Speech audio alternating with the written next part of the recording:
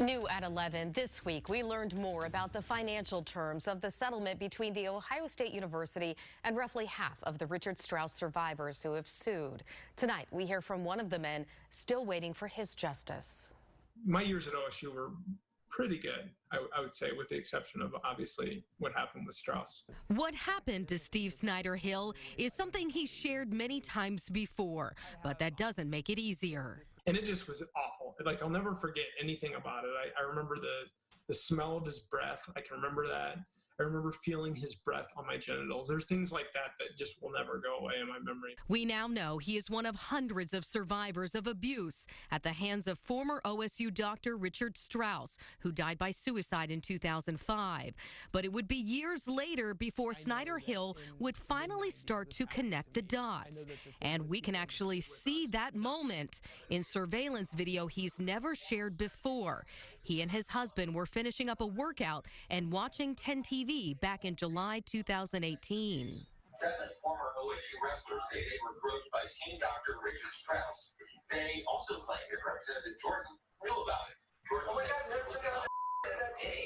He saw the face, but needed his husband's help to put that face with a name.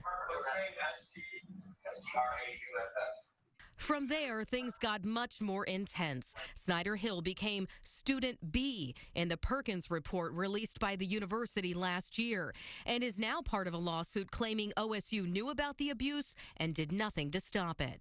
Since I've been fighting them from the start, 2 Christmases, 2 Thanksgivings, 2 times I've watched the new year tick away, the impeachment of a president, and now a pandemic I've lived through. And OSU hasn't spoken. They haven't said a word. They haven't negotiated with us, nothing. But this past March, OSU did settle roughly half of the lawsuits, representing 162 survivors. On Friday, it was revealed that payout was $40.9 million. But Snyder-Hill is still waiting and still unhappy. Then when I look at it, yes, I hate Strauss for what he did.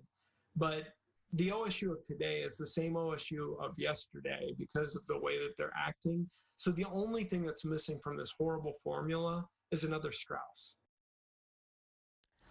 OSU President Michael Drake had this to say after the recent settlement. In part, nothing can undo the wrongs of the past, but we must do what we can today to work toward restorative justice. And the lead negotiator for the plaintiffs, Rick Schulte, had this to say. 100% of 162 survivors in this settlement decided against further litigation and agreed to participate. That participation rate speaks to the quality of this settlement. Now, there are still 11 lawsuits representing dozens of victims that have yet to be settled.